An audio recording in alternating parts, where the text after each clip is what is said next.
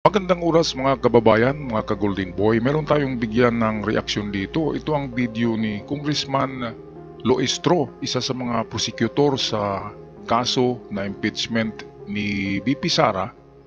At dito ipapaliwanag niya itong third mode of filing impeachment complaint at itong terminology na forthwith to proceed. Kung ano ba ang mga ito at bakit nga ba kailangang mabilisan ang panahon na gagamitin sa pag-impeach kay BP Sara. Well, narito ang video courtesy sa atin ni Congressman Loestro through ANC Digital News TV. Our appreciation of the provisions of the Constitution is that impeachment process or trial should immediately proceed when the impeachment complaint is filed by at least 1/3 of the members of the House. It is our humble submission na dapat as early as after filing last February 5, dapat nag-convene na at nagkaroon na ng issuance ng writ of summons, no? And considering that there's an ongoing investigation being conducted by Senator Amy Marcos, it gave us a realization na kaya naman pala ng Senado. Ayan. Ito yung sagot sa maraming nagtatanong na bakit nakagawa ng session hearing si Amy Marcos Duterte. Bakit nga ba? Dahil nasa recess ang Senado. Ngayon, kapag impeachment, hindi nila magawa. Well, ito nga ang punto ni Congressman Loestro na they came to realization na pwede naman pala kasi nagawa ni Amy Marcos eh. Kaya ito, ang kailangan lang sa pag-impeach kay Sara na gagamitin ang third mode. Ito yung ito yung pinaka-the best na mode of impeachment. Ang third mode of impeachment ay kailangan merong 1/3 of the total numbers of the congressmen, mga mambabatas. Merong 316 yata na mambabatas sa Kongreso at ang bumoto ay 215. Sumobra siya sa kalahati, sumobra siya sa 1/3. So ilan ba ang 1/3 ng 316? Di ba 104 lang o 106? Ganyan ang bumoto sa impeachment complaint sa House of Congress ay 215 ang pumirma.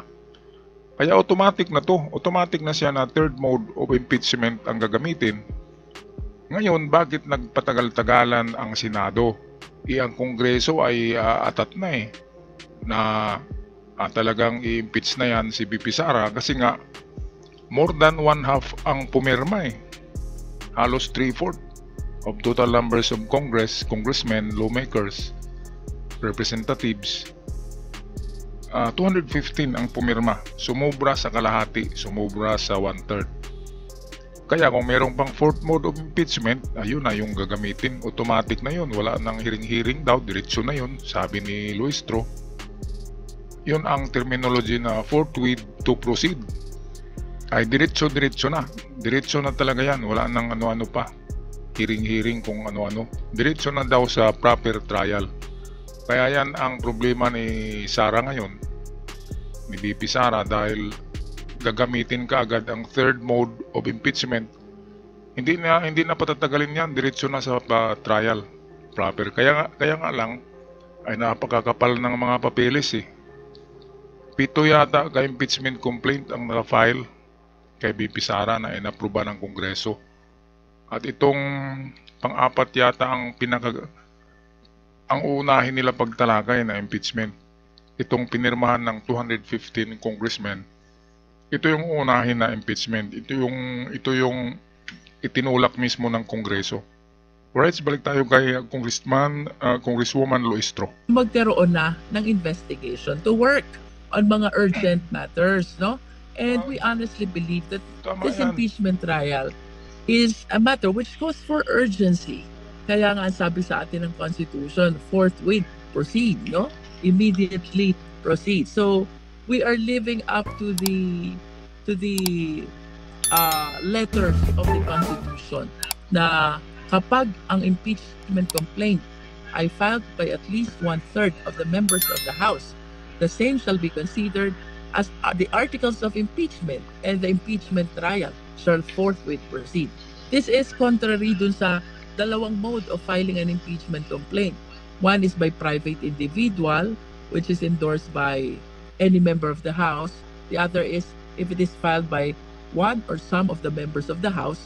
Pag itong first two modes, dumadaan sa Justice Committee, di ba?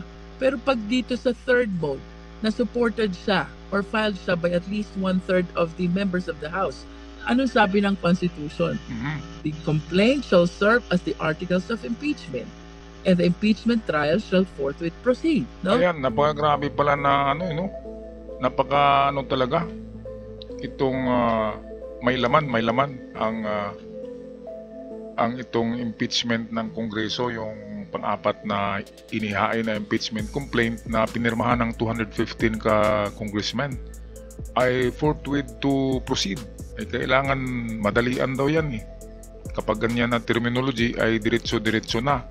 Hindi na dadaan sa itong hearing.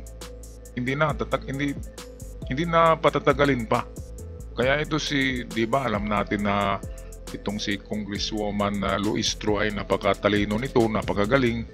At kapag nagtanong ito ay mahirapan talaga si Sara dahil matalino ito.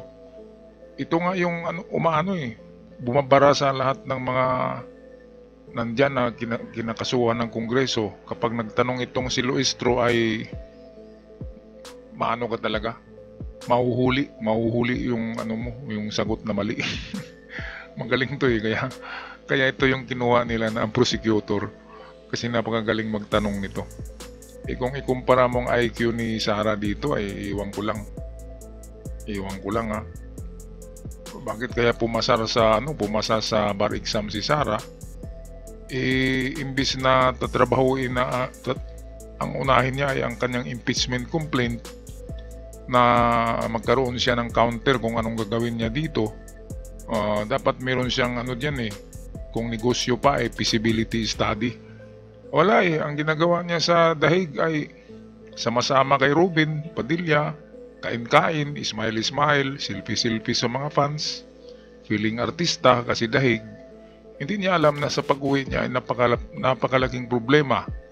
Hindi lang ang problema ha. Diyan tatapusin ng Kongreso ang dynasty nitong mga Duterte. Kapag ma-impeach si Sara, wala na yan. Hindi na yan mga kandidato pa. Kahit mayor, kahit barangay captain na hindi na pwede kapag na-impeach na. Kaya napakalaking problema yan eh. Ngayon inuuna ni Sara yung ano-ano niya doon. Diskurso sa rally. Wala namang magawa yan dyan dahil nandyan ang ICC. Kahit ano pang sigaw-sigaw dyan sa dahig, hindi yan maka-apekto sa judgment ng ICC. Kaya mas mabuti pa kay Sara umuwi sa Pilipinas at asikasuhin niya, gagawa siya ng counter kung anong gagawin niya na depensa dito sa trial niya sa impeachment. Napakaraming kaso niya eh. Culpable violation of Constitution, graft and corruption, at yung sa public trust, betrayal of public trust. Tatlong major na kaso para sa isang isa sa pinakamataas, pangalawang pinakamataas to eh, Vice Presidente, pangalawa sa pinakamataas na posisyon sa Pilipinas. Okay, balik tayo kay Congressman Luistro. Living to that mandate of the Constitution, bilang prosecutors, trabaho po namin to seek for the immediate conduct of the impeachment trial. Reason why we filed the motion for issuance of writ of summons. May sinabi kasi si SP Cheese na meron ng mga preparatory matters na pwedeng gawin prior to June 2. And we honestly believe na yung desired date niya, which is June 2, when to convene, di ba? Ay pwede na rin namang iuna natin itong pag-i-issue ng writ of summons. So the Vice President can already file her answer within the period of 10 days from the issuance of summons para pagdating ng June 2, start na tayo ng trial. We understand na iba ang trabaho ng Senado, iba ang trabaho ng prosecutors. But in as far as we are concerned, the mandate of the Constitution is to proceed right away to the impeachment trial. Ayan, mabuti pa tong Congress eh. Ang House of Representatives ay talagang naghahabol ng impeachment. Ang Senado ay patulog-tulog lang eh. Meron yatang mga galamay pa dyan si Duterte sa Senado, Amy Marcos Duterte, di ba? Anak yata yan ni Digong. Sino pa ba? Yung mga bilyar, di ba? Sino pa? Lito Lapid, kasama yata yan sa mga makadidiis kasi na-relate si Lito Lapid sa Pugo eh. Sino ba ang mga DDS dyan sa Senado? Marami. Pero hindi umabot ng kalahati. Kaya mayroon pa rin connection dyan. Bato pala, Bungo at Robin. So nasa 7 pala sila dyan. 7 or 6. So meron pang impluensya si Digong dyan sa Senado. Pero sa Congress wala na eh. Kasi noong last hearing ni Digong sa Congress ay pinagtulungan siya eh. Wala siyang nagawa.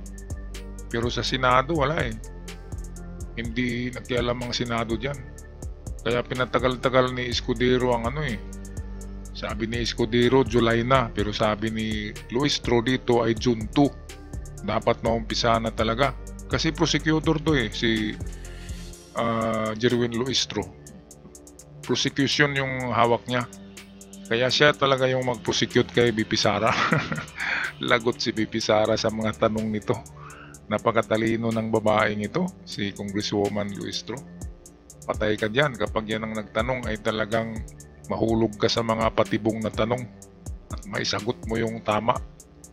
Kaya pag naibulalas mo yung tamang sagot, kulong ka, di ba? Ay parang paaminin ka nito eh. Grabe, ang galing nito, kaya I can't wait for June 2 sa umpisa ng impeachment. Meanwhile, sa September 23 naman doon sa ICC, grabe no, blockbuster ang movie. Blockbuster ang panonoodin natin, uusok ang mga channel na to.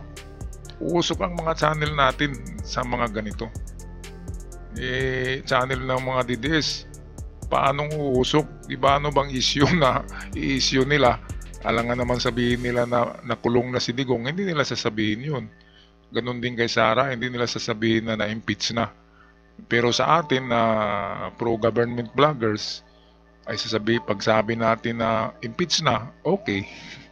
Maraming mag-comment na, ayan, hallelujah, harinawa. Alright, so tapusin natin itong video. Talagang kapag magiginig ka kay Luistro, sa Congresswoman ito, merong may dagdag sa kaalaman mo tungkol sa batas kapag magikinig ka dito. Okay, balik tayo sa kanya. Nonetheless, we do understand that the impeachment court is the Senate, and we submit to the wisdom, the discretion, the decision of the impeachment court, which is the Senate, no? Pero in as far as we are concerned, since we are the prosecutors, ito po ang appreciation namin. This is something which has an urgency. As a matter of fact, kaya nga po impeachment process ito to distinguish the same from the rest of the admin cases involving government officials. This one involves the highest officials of the land. Kaya meron pong specific provision ang batas, ang constitution na inilatag para sa mga ganitong pagkakataon. And we honestly believe na considering the third mode of filing of impeachment complaint is when the same is supported by 1/3 of the members of the House, the urgency is recognized by the Constitution, reason why they use also the terminology such as forthwith proceed. Mga kababayan, kapag gagamitin na pala yung terminology na forthwith proceed, ay talagang sense of urgency na. Minamadali na yan kapag ginagamit yan. Lalo na ay sumubra sa 1/3 of numbers of congressman ang pumirma sa impeachment. Diba sa pang-apat na impeachment complaint, 215 congressman ang pumirma.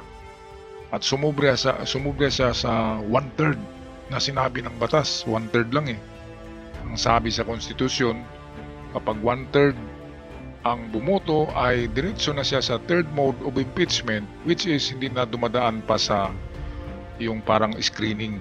Hindi na dumadaan pa sa yung tinatawag na mga hearing.